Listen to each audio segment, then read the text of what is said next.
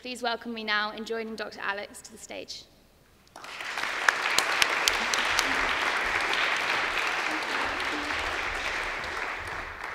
Hi everyone, and thank you for coming to this lecture. I don't see many of my own students here, which is great, which means that some of you are not from my school, and you're hearing about this topic for the first time, which is ideal. Before I start, I just wanted to say thank you to my students, whether they're here today or watching on video, for nominating me. It's a huge honor to be one of the most inspirational lecturers in Bristol, although that's quite a lot of pressure to put on someone right before they give a public lecture. So hopefully I live up to the award, and I'm looking forward to talking to you today about how just is the global response to climate change. So what we'll be doing today then in this talk is I'll first take you through the current state of affairs. So what does climate change science say? Obviously lots of you are interested in climate change and you might already know the basics, but I want to get us on the same page. And then more importantly, what are politicians doing about climate change? Because that's what I analyze in my work. Then we'll turn to the idea of justice. So why is climate change an issue of justice? And why does it present itself as a problem of justice? And how can we think about climate change in that way? And then finally, we'll turn to the real question of the lecture, which is how just is the global response to climate change? And in order to explain that to you, I'm going to talk a little bit about a book that I recently wrote, which asks exactly that question, and tell you what I found. So first of all then, let's think about climate change science. Since you guys are in this room, you probably know that according to the latest science, the human influence on climate change is now considered unequivocal. And what that means is that it's extremely likely, or to put it in numbers, there's a 95% chance that human influence has been the dominant cause of observed warming since the mid-20th century. So that basically means we're sure that humans cause climate change, and now we need to cope with that fact and decide what to do next with that information and how we're going to deal with the problem. If you're wondering who are the Intergovernmental Panel on Climate Change, these scientists, it's basically a group of scientists who take existing scientific literature, articles, papers, analyze it, and produce reports for the global community to look at, including policymakers. So they also publish advice for policymakers. They say that they try to remain politically neutral, so they never say exactly what to do or who should be doing it, but they're outlining options to take. And to give you a sense of scale, the latest report, which came out in 2018, made use of over 6,000 peer-reviewed papers, and almost 100 scientists worked on that. So when the scientists say, we're 95% sure, that's thousands and thousands of scientists agreeing. And you probably also know what causes climate change, which is greenhouse gases. Mainly we hear about carbon emissions, but there's also methane and other ones that are really hard to pronounce, like chlorofluorocarbon, which is difficult for a dyslexic person. And that's what happens with climate change is that those rise into the atmosphere, they're long-living gases, they stay there, and then they create the greenhouse effect. The main kind of causes of climate change that are often talked about are things like warming of the planet, melting ice, and sea level rises. This is like basic geography lessons from school. What doesn't get discussed as much, perhaps, if you're not studying climate change, is all the different weather patterns and weather changes that are going to happen, which go from both ends of the spectrum, so droughts and heat to increased precipitation and also very cold weather. The graph up here shows you a kind of snapshot of a recent day. It's the 30th of January this year, and you can see in this picture that the US was experiencing temperatures of minus 40 degrees, while Australia was experiencing on the same day temperatures of plus 40 degrees. So you can see kind of climate extremes happening all over the world just in one day on that picture. Some areas of climate change that I focus on are perhaps not always discussed when you learn about climate change as a scientific problem. So for me, I focus on the human effects, like the spread of diseases that will occur, for example, because as it gets warmer, there might be more mosquitoes, and mosquitoes carry malaria. So those are the kinds of things I think about. I also focus on issues like displacement, climate refugees, so how many people will have to leave where they're living, what will happen to them, where will they live, and what kind of conditions will they live in. And I also look at human problems like lack of food and water. What does that mean in terms of human rights? What do we owe those people who are not going to have enough to drink or eat, etc. So that's the kind of area of focus I take. So if we know that we caused it and we know what will happen, What do the scientists want us to do? So this is important even if you're a climate justice scholar to understand exactly what the recommendations are, so you can kind of have a sense of what politicians are doing wrong or how far they are from this. So scientists recommend a few things. One is that we keep warming to 1.5 degrees Celsius, global average temperatures. And this is a relatively new target, so it was 2 degrees for years before this, and this is the newest kind of scientific advice. And I'll talk about the difference between 1.5 and 2 very briefly on the next slide. What does that mean? Well, we hit a 1 degree change already quite a few years ago now, which means we're very close to that kind of temperature target that the scientists have set. And you might have seen that we have 12 years to change our behavior. Where that comes from is that the latest IPCC report estimates that we will reach the 1.5 degree kind of limit between 2030 and 2052 if we don't change our behavior. So that's where the 12 years comes from. This is the time we will hit that limit. To change or keep temperatures below certain levels, we have to do quite a lot. If you're just thinking about 2 degrees, which is kind of the old goal, you have to cut emissions by 40 to 70% relative to 2010 levels by 2050, and we have to be at or near zero by 2100. If you want to take the warnings about 1.5 seriously, you need to do much more than that. So you need to cut emissions by 45% by 2030 and be at or near zero by 2050. So these are extremely radical emissions reductions, especially considering that emissions are sort of stalling, but still inching upwards in the last few years. So this is a lot of work ahead of us. At the same time, you can't forget that we'll also need to adapt to climate change because we've already risen by 1 degree, right? And we're likely heading towards about a 3 degree rise at the moment, as I'll explain, which means we need to also think about adaptation. So if climate change effects happen, how will we adapt to them? And how can we help people adapt to them? So I've put some examples up here. For example, building seawalls or subsidizing people to move away, spending money on inoculating people from diseases, supporting irrigation systems, and sending overseas aid, so more aid than we send now. Briefly, before I talk about how far we are from this action, and how politics has failed to move us anywhere near this, just consider for a second why it might be important to limit temperatures to 1.5 degrees. It's obviously extremely radical in terms of the levels of emissions that need to be reduced, but it is important for several different reasons, and I've just picked a few. The first is if you think about sea level rise, there's a 10 centimeter difference in a 1.5 degree and a 2 degree world. And that might not seem like a lot, but in terms of how many people will be affected, it's 10 million more people who will be affected by sea level rises.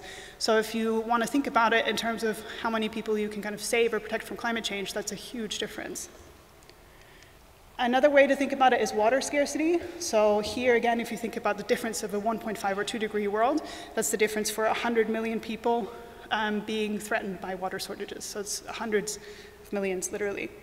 And then if you're kind of more economically minded and you don't care about humans, which I hope isn't true for anyone in this room, you can think about it in terms of GDP predictions. So it will be down by 8% in a 1.5 degree world compared to 13% in a 2 degree world. So if you think about it in an economic sense, it makes sense to do this as well.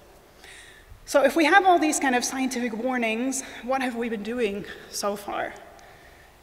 It's difficult to kind of measure action. You all probably know, because I just told you that emissions are still stalling. So how can we kind of measure what we're doing? One good way, I think, is to look at climate change politics. So looking specifically at the governance of climate change, which allows us to see what decisions are being made at the global level. Global decisions are really important because they filter down to the national level and determine what action states will take on climate change. And if you're looking to global decision makers, you have to look no further than the UNFCCC. The UNFCCC are basically states who come together every single year to negotiate climate change policy and who try to make decisions and treaties, including the Paris Agreement, which will allow us to move forward on climate change action. So these are the kinds of actors that I've been studying in my work and that I teach about in my lectures. So a kind of very brief synopsis of what they've done so far. They've been working on climate change for a very long time. This surprises people sometimes. The first meeting, which is called the Conference of the Parties, or COP, took place in 1995. That was COP1, yeah. And they basically came together to agree to a convention on climate change, to take action on climate change, and they did something which is very important for current climate change policy, even though this decision was taken such a long time ago. They categorized countries into Annex 1, Annex 2, non-Annex 1, and least developed. So what these categories mean, Annex 1 and Annex 2 at the time, in 1990, were the kind of industrialized rich nations, yeah? And they were put on this list, Annex 1, and then Annex 2 is the OECD members, so it's almost exactly the same list. And they were considered the kind of richest and most capable actors at the time.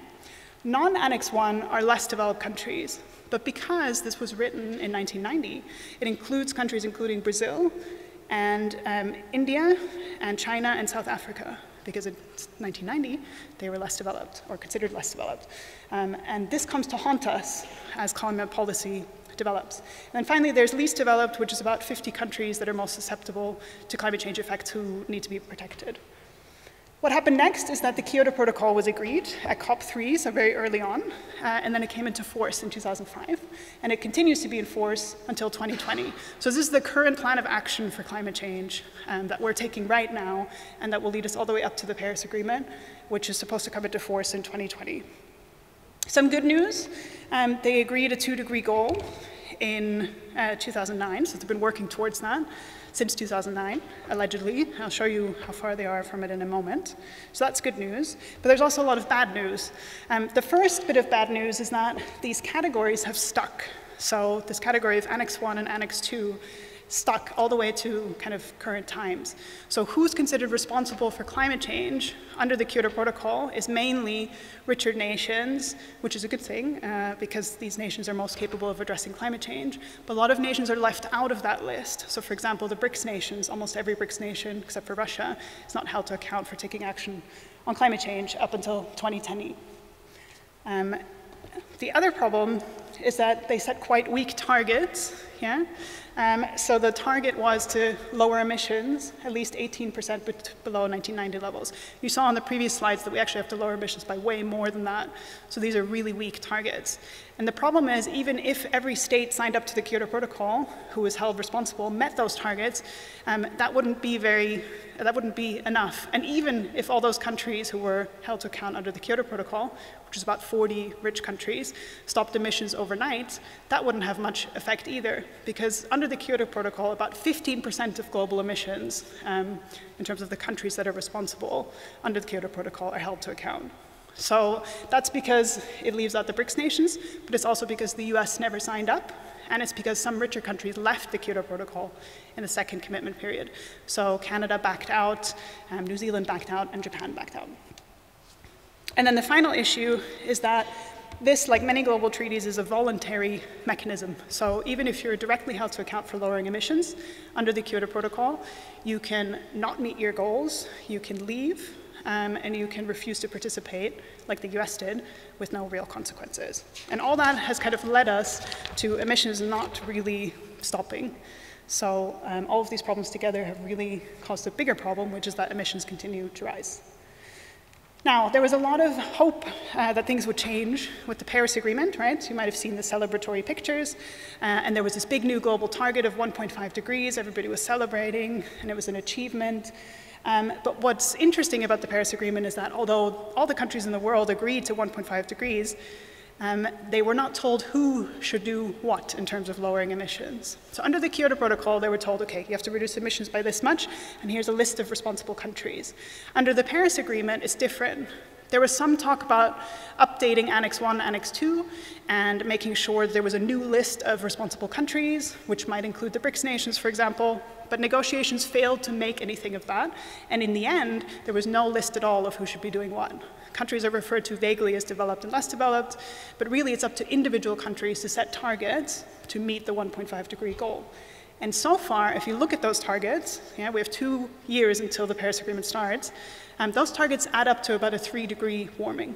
So although we have this global agreement of 1.5, individual countries are having really kind of problems pledging enough emissions reductions to make that possible. The other thing that went well is that every country in the world signed up to the Paris Agreement, except for the US. Donald Trump famously refuses to participate.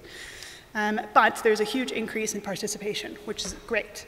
It's not yet guaranteed how much each state will do. Like I just said, it's a little bit problematic to work that out, but it's definitely a good thing. Unfortunately, even though every state in the world has signed up, the compliance mechanisms are still really weak. So you can leave the Paris Agreement, you can not meet your targets, you can fail to comply to your promises, and nothing will really happen to you.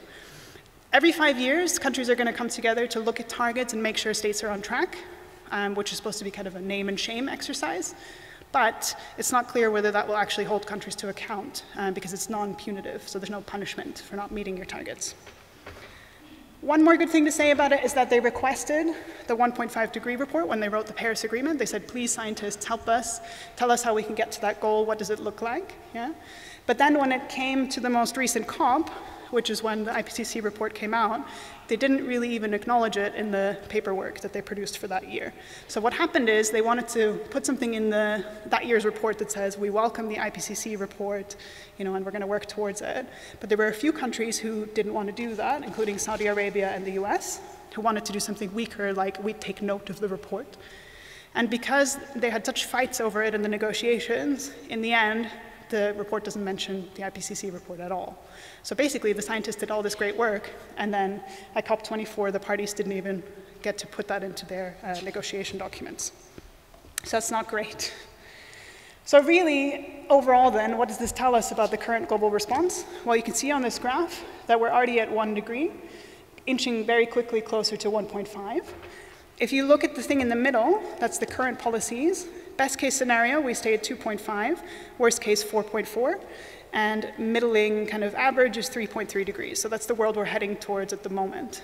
If we take the most kind of optimistic view, that's the right-hand side, and countries live up to their current pledges, best case, we stay at 2.4, and worst case, we rise to 3.7 with an average of 3 degrees. So we can kind of confidently say at the moment that we're heading towards a 3-degree world, even with all these kind of states working together. And if you want to create like a list of countries to be mad at, who's the worst, this is a recent Guardian article, and it shows you that some countries like Russia and Canada are actually driving us towards a 5-degree world. And some other countries are doing a little bit better, but the overall picture is that most countries are underperforming and underpromising and under-delivering. So if you look at this picture of them all celebrating and being so smug with their achievements, I wrote a paper about this, but this is basically the paper summed up in a meme. I'm really not very impressed. And if you want to read more about that, there is an actual paper that details how bad the Paris Agreement really is. So all of this then, what does it tell us about the global response to climate change so far?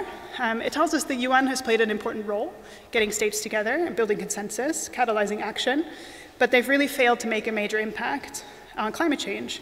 So the question I kind of asked myself is, are there any alternatives? Is there any hope to doing better?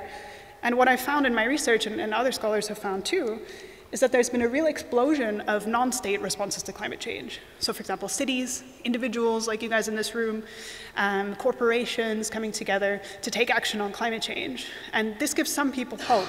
And I'm going to talk about that a little bit more in a moment. It's not just these actors coming together and taking action, it's also the Paris Agreement representing a real shift in politics. So the politics of climate change has changed.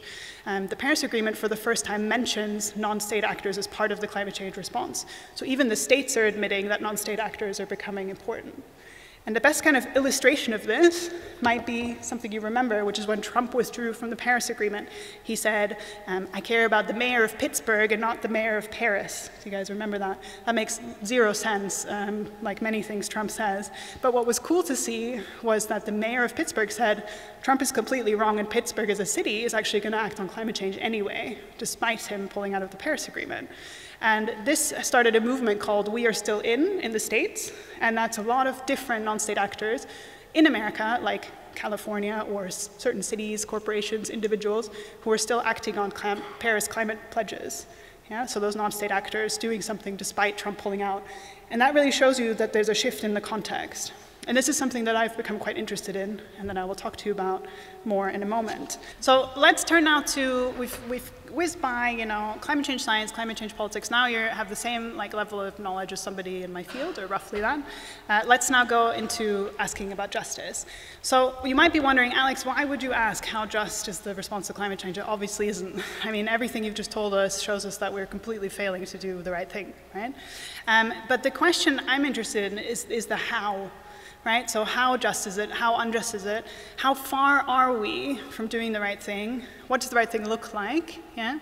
And how can we get there? Because if you don't ask that question, you can just throw up your hands and say it's unjust, and then where do you go from there? You need some sort of common denominator to make decisions and to critique the climate change response and to move forward. So that's why I asked that question.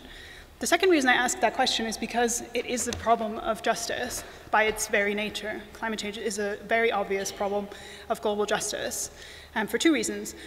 First, it will primarily affect those who have done least to contribute to the problem, which is inherently unfair. Yeah? So if you get in trouble for doing something you didn't, you would say that's not fair.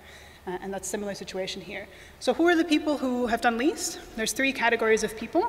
One is those living in the global south, who happen to be very unlucky in their geography.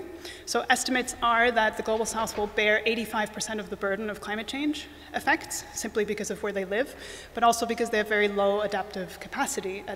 Certainly, some countries have lower adaptive capacity than others due to financial situations or other political problems. The graph right here is currently who suffers most from extreme weather events, yeah? And you can see quite clearly that certain regions are more affected than others, and this trend is set to continue. The second group of people who will be most affected are those who are less well off but living in richer countries like the UK. So if you can imagine a heat wave happening in the UK or flooding happening, certain individuals will be more adaptive than others, right? If you have the money to kind of sell your house and move on, you'll be adapting to climate change more easily than somebody who can't move away or who maybe can't keep cool in a hot summer, etc. And then the third group that to think about, most obvious, is future generations. They're not alive, so they obviously haven't done anything in terms of contributing to climate change. The second reason it's an issue of justice is because I think if we're thinking about political decision making, right, responding to climate change, you need to make global decisions on reducing emissions, technology development, adaptation finance, coordination, etc. And even if you don't say it out loud, those are decisions of fairness and justice. Because at some point you have to decide who's going to do what and why they're responsible for doing that. And even if you never use the word justice, that is essentially what you're talking about. You're talking about allocating responsibility, telling people what to do, making cutbacks in emissions for what, right? You need to decide why we're doing that and why it matters. So how can we possibly assess how just is the response to climate change?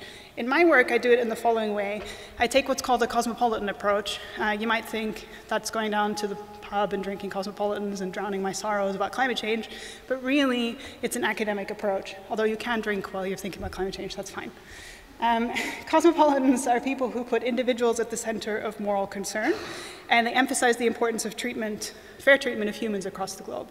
So instead of focusing on states as the primary actors or economic efficiency as the most important thing, we look at human beings and the way that they're treated across the world as the kind of starting point of thinking about any global problem, including climate change. And what we do then, if we're considering climate change as an issue of justice, scholars like myself consider things like the human impact of climate change across the world. So maybe we would look at things like which human rights are threatened, or how are global decisions made, etc. We also often defend the rights of future generations. So even though we don't know who they're going to be or what they want, we can be pretty sure that they're going to need water to drink and clean air. And then you can defend those kinds of rights and say we need to act on climate change now to help future generations. Something really fun I get to do is to assign guilt and blame. But I talk about it in terms of duties and responsibilities. So who should be doing what about climate change? Why do they hold those responsibilities? And to what extent are they meeting them? And finally, something that I do and some of my colleagues do as well, is to explore whether decisions on climate change are fair. So do they include people who are going to be affected by climate change? Do they get a say on what happens? Yeah? So these are the kinds of issues that I explore. In terms of actually doing work on this and not just sitting around and thinking like a philosopher, something that I've recently done is to write a book about this and to think about how just is the response to climate change, how can we measure that, and where should we go next. So I wrote this book, which in the first part is very philosophical and talks about, what do we owe to who, what should we do about climate change, and in the second half is just policy analysis. So it looks at what are we doing about climate change and who's doing that and how well are we doing. So what I do in that book is something that no one else has really done, because on one side you have philosophers who are thinking about fairness and justice and kind of living in their philosophy cloud, about how awful it all is. And on the other hand, you have policy analysts who don't really always have time to think about ethics, and they're looking more at, how much have we reduced emissions, and how much have we done here, and how much money have we raised. So I tried to kind of bring those two sides together a bit.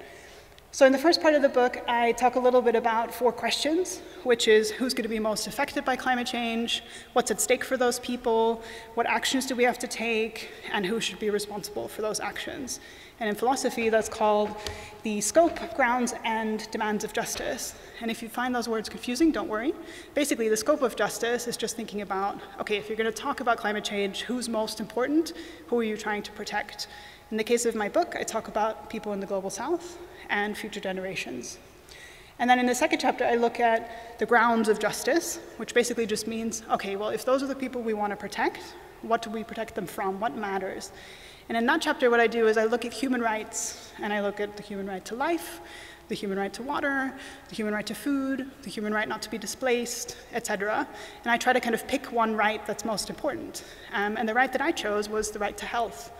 And the reason I chose health is because there's lots of people in the health kind of research area who talk about health effects and climate change, but it's not something really that's talked about too much in the public. So I wanted to kind of illuminate the right to health as something important. But at the same time, I also thought it's actually the best right to choose, because if you look at something like the right to life, you're not really capturing the climate change problem, because it's not about living or dying, it's about what life you're going to have if you survive climate change and what your life will look like. Health captures that a bit, because it can look at things like what diseases you might get, what your quality of life will be, how much water will you have to drink, will you be living in a refugee camp, et cetera, et cetera, et cetera. So that's why I chose the right to health. I thought it captured climate change quite broadly.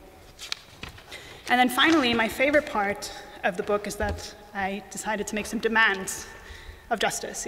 Demands of justice just means this is what is necessary for a just response to the climate change problem. So this is what a just world would look like, and this is what I expect from the political response to climate change. This is the list of things on our to-do list. So the first demand is that we need to protect the human right to health, and you'll see immediately that I talk about lowering emissions to keep temperatures to 2 degrees. This is because, sadly, I wrote the book and finished it about 6 months before the 1.5 degree report came out. So unfortunately, I wasn't able to include that. But I actually think it's a good thing, because 2 degrees is kind of the easier target. It gives the politicians a bit of slack in a sense, because it's not the most stringent target. And even looking at that target really exposed the failures of the climate change response. I also talked about adaptation being important, and then the next thing I did was assign responsibilities. So I talked about which states should be responsible for what, and who should be doing what. And I basically talked about high polluting states, rich states, but also low polluting rich states like Iceland, and high polluting poorer states like India, and tried to kind of calculate and make a matrix of who's most responsible. And then finally, I'd considered who else might be responsible for climate change. So I put people like you on my list, well-off individuals who are smart and capable of doing things, but also non-state actors and firms and things like that. So those were my demands. What I did next was I thought, okay, how much are these demands being met? So I looked at state responses first, and I looked at all the things I just talked to you about, the Paris Agreement, the Kyoto Protocol, et cetera, and also how those decisions were made, and tried to make some kind of measurements of how just that was. And then I looked at non-state responses as well. So on the slide, you see these little graphics. I looked at 10 different responses and tried to get a sense of whether they're protecting the human right to health, meeting their responsibilities, et cetera. And that's what I then wrote about. If you're wondering how does a philosopher measure anything, she's not using numbers and graphs and all these things. How on earth is she making measurements? Don't worry, I had a hierarchy where I assessed to what extent things were going well. So I have a 4-point hierarchy. Best case scenario is that all of the demands of justice are enabled and we can all go home and climate change is solved. Obviously, that was never going to happen. So second best case scenario was, oh, maybe they're working on it. Maybe they're consistently working towards enabling the demand of justice. Maybe it's all going to be all right in the next 5-10 years. I also didn't have much hope for that, so I set a lower category, which is that maybe they've made some promises towards the demands of justice. Maybe if they start making promises, there's some hope for policy in the future. Yeah? But because I'm a little bit cynical, I also had a fourth option, which is they haven't done anything. There's no promises, there's no work towards it, there's nothing. And I then, went through each demand, went through my little hierarchy, and measured the climate change response. And I'm not going to tell you about every single demand because we'd be here all day. You could read it in the book if you want. But I'm instead going to tell you what I found, and it might not surprise you. So what I found is that if we look first at the states, none of the 3 demands of climate justice have been fully enabled. And in fact, they sit between the 3rd rung and the 4th rung of the hierarchy, which means they've either done nothing or they've just started making promises to meet those demands of justice. So if you remember the demands, it means they're not really protecting the right to health, they're not getting ready to adapt to climate change, they're not holding states responsible, and they're certainly not holding non-state actors responsible. So it's kind of like in this cartoon, it says, all right, it's decided, next time we'll meet on this location and we'll talk about where to meet next time. And this is Climate Change Negotiations 2030. So this cartoon shows that nothing really happens at these meetings. The other thing I found was that decisions are really taken in an exclusionary manner. So the Global South is often left out of the conversation, out of decision-making procedures, or they're talked over if they do get a say. I don't want to make you too sad, so I also found some good things. The first is that the way that states talk about climate change actually suggests they see it as an issue of justice. Because they use words like protect humanity, accept responsibility, they talk about who should be doing what, and it's all very airy-fairy justice language, but when it comes down to the nitty-gritty, they're not following through on that, obviously. I also found that in many cases, they've gone beyond making promises. They're trying to put policy into place, but they're kind of doing not enough, but they're still inching forward all the time. And especially the Paris Agreement, although I'm really unhappy with it, I was glad to see some sort of movement forward. And especially recently, they've been doing some cool things like inviting Greta Thunberg to speak to states and tell them all off for being so bad at responding to climate change, which I very much enjoyed because I would love to go there and do the same thing. I'm not quite as charming as a 15-year-old girl from Sweden, unfortunately. Okay, and if we look at the non-state response, same kind of story. They haven't really met any of the 3 demands, but they're doing slightly better than the UNFCCC. So non-state actors are making promises in terms of keeping their responsibilities and protecting the right to health and getting ready for adaptation, which surprised me and made me happy. I also found that they're moving towards enabling a just condition or a just response more creatively and ambitiously and often more quickly than the states. So for example, if you have 200 states trying to make a decision, like the Paris Agreement, it's necessarily going to be slow and tedious, and you're never going to get kind of radical decisions through. But if you're a group of 10 cities, you might be able to take decisions much more quickly and come up with some more kind of radical ideas, because you're not burdened by the decision-making procedures of 200 countries having to agree. However, there is some bad news on this side as well, unfortunately. All of these schemes are voluntary. No one's holding anyone to account more than kind of voluntarily. So cities come together, agree to do stuff, but there's no punishment if they don't. A lot of these actions are market-based. I don't want to comment too much on market-based mechanisms as a whole, but in the case of climate change, market-based mechanisms like trading carbon are basically just tinkering at the edges of the problem. It moves us forward very slowly. It's mainly business as usual. It allows us to carry on as we are, and it's not a very radical response to climate change. So that was really disappointing. It's also really difficult to know if they're actually successful. So, for example, a group of cities might release a report and say, we've reduced emissions by X amount, but there's no one checking that. So no one's saying, there's no kind of third party measuring whether that's true or not. So they could really be saying anything. And finally, they also are really exclusionary of actors in the Global South. So most non-state responses are Western, very few have kind of founding members from the Global South, and very few give them an actual voice.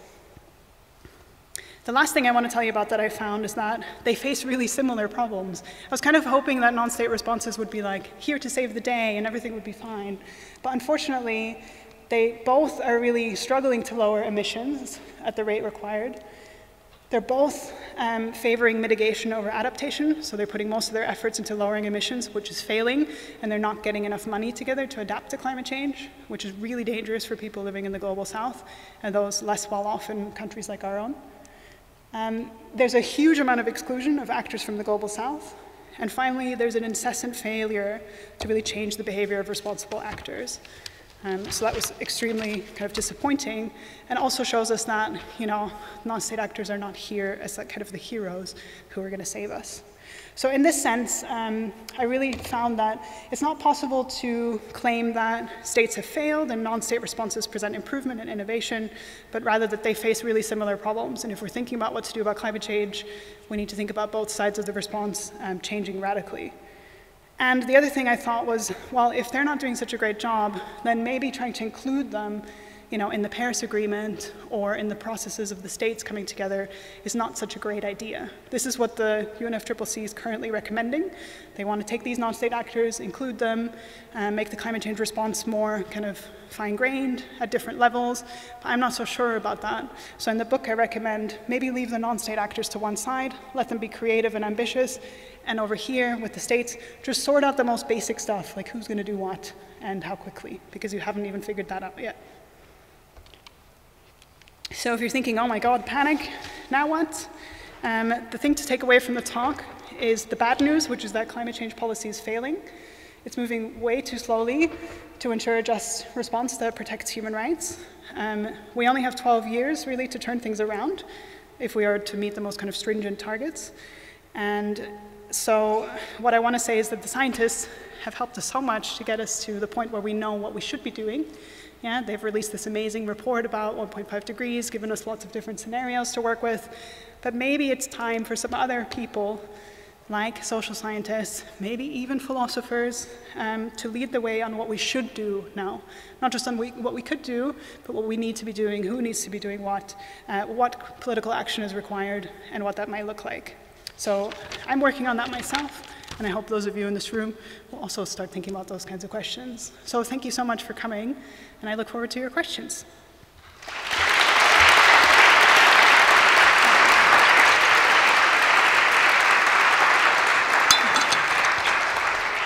My name's Alvin Birdie. Sorry I was a bit late to attend this. I'm the director of the Bristol Institute for Learning and Teaching. Just to be clear, this is a student-led initiative, and we just sort of support that student-led initiative. So it's really great to see so many people here in the inaugural lecture. So let me just thank Alix again. We'll open up questions. I believe there are some roving mics, so if you could wait before you ask a question until a microphone gets to you, then we'll do it that way. Perhaps we take a couple of questions at a time and then... Sure. Yeah? Good. So we have a question just here, I think. Hi, Alix. Thank you so much for the talk. It was really good. But I was just wondering if, you were talking about state responsibilities. Do you think that they have any responsibility towards ecosystems at large, or do you think it's just towards humanity? That's a good question. So as a cosmopolitan, I focus on humans in particular and human rights, because that's what that discipline does. So in my own work, I would say the responsibility to protect fellow individuals. But I do think there are some approaches which focus on duties to animals, ecosystems, etc. It's not part of my work, but I know there are people doing that. And especially, it's getting more popular to talk about the rights of animals now, which has really been a neglected subject. So thank you for that question. Thanks, and then one just here. Hi, thanks as well. I just wanted to ask, what do you think are the main barriers stopping governments from, I guess, putting their promises into action? I don't want to sound too radical, but basically capitalism and greed. Because, right now the fossil fuel industry is still profitable. A lot of fossil fuel industry people are very keen on influencing politics. So I think greed plays a big part. I also think it's scary to radically change behavior and to lower emissions by this much. You have to think through so many different things, so many different levels of action. And that's why non-state actors are particularly interesting, because a city might find it a little bit more easy to implement small changes, you know, like having a bike path or low emissions buses and things like that, whereas a whole state might find it very difficult to make those kinds of decisions. But yeah, it's basically capitalism. Yeah. Sorry. And then we have a question just to the front over here. You mentioned the whole concept of weak participation enforcement. So if a state doesn't act and accept its responsibilities, should it be punished? And who should punish and how should they be punished? That's a really good question. So the reason they don't put any punishments into international agreements is because they say no states would ever sign up to that, because they don't want to be held to account at the international level, because it sets precedent for other issues, right? And the other question is, who would punish them? Would it be the UNFCCC? Would it be the head of the UN? Should there be some sort of court? And those are good questions. I think maybe they don't need to be punished, but there certainly needs to be some more kind of, something more than just saying, here's what you've done and it's not good enough, you know? One of my PhD students is working on the idea of a environmental criminal court, where you can take states who don't do enough about climate change to court, which is quite interesting. But yes, I don't know if it's good to talk about it in terms of blame and punishment, but I do think we need some more enforcement mechanisms at the global level, because so far the weak enforcement mechanisms have not really been enough. There are two over there. Should we take both? There's one Sure. there and then one just behind, and then I'll leave it to you to decide how you cope with both. It's fine, I can write it down as you see it. Okay, hi. What can we as individuals do about all this, having heard your talk? So how can individuals help reduce emissions and hold governments to account? Thank you. And the second one? Hi, I actually had the same question pretty much, which was what can we as individuals do to encourage a more radical response? Okay, great. Great. So it's a question I get a lot. I sometimes have this kind of graph of like how much impact you can make through certain actions, which goes from like putting things on a cold wash to driving an electric vehicle, and then to only having 2 children instead of more children, which is like quite radical decision, obviously. And what I usually say is, of course, you can take those kinds of actions, yeah, and lower your own emissions. But I don't want you guys to get distracted with kind of like individual guilt and responsibility, because you have to remember that there's actors out there who can do a lot more. So of course I would love you to eat less meat and, you know, do all those things. But what you asked, which is how can we drive more radical change, is to use your voice basically, whether to elect people who are interested in climate change, you know, join the school protests that are happening. There's one on March 15th.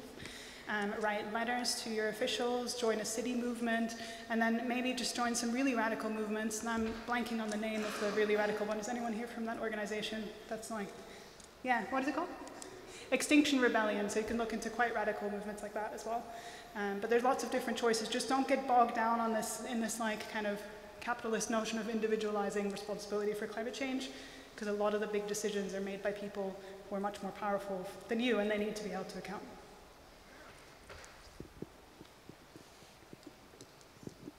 Hi. You mentioned that Global South is likely to be most affected by climate change. At the same time, they are excluded from talks or decisions about climate change. So how do we move towards global justice in that sense, where the areas most affected are also excluded or talked over about in those decisions? Well, there's 2 things you can do. One is technical. So at the UN negotiations, there's often lots of different talks going on at the same time and decisions. And Global South parties, so people from states like that, often don't have enough people to take to negotiations, don't have enough translators maybe to go to the big decisions, etc. So you can offer technical help in that sense at the negotiations. But really it's a bigger question of how kind of divided we've been at the global level and how the Global South has been exploited and seen, you know, in the history of the world. So that includes thinking through things like what kinds of effects have colonialism brought on us? How do we think about people in the Global South? How have their voices been taken? And climate change is just one area where you need to move towards including their voices more. But it's a good one because it's so urgent.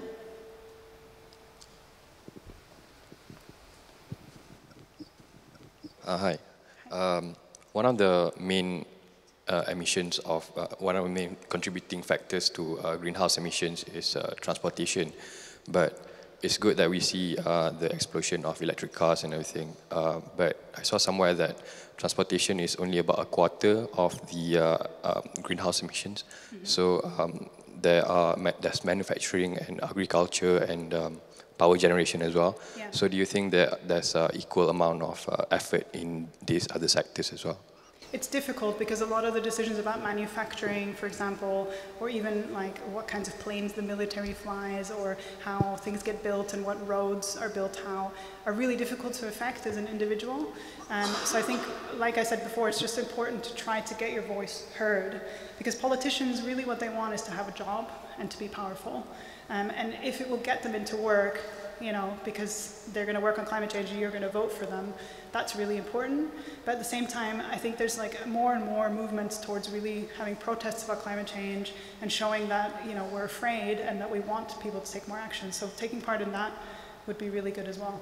And of course, you're at university, right? So become one of those powerful people and infiltrate from the inside. That would be good as well. And there are two at the back, so again, Oh, yes. no, I wasn't. Oh, thanks very much. Hi, thanks very much.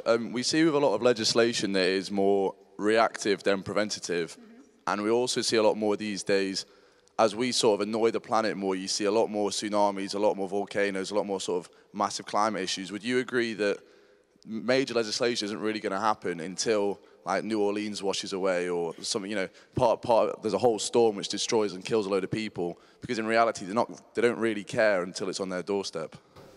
I mean, on my most cynical days, maybe, but no, I don't think so. I think there's enough people who care about climate change, even at the top levels, who are doing their very best to make changes. And as harsh as I am on the UNFCCC and these actors, I do think that there is constant movement forward, and I don't think New Orleans will have to wash away before we do anything. I hope not.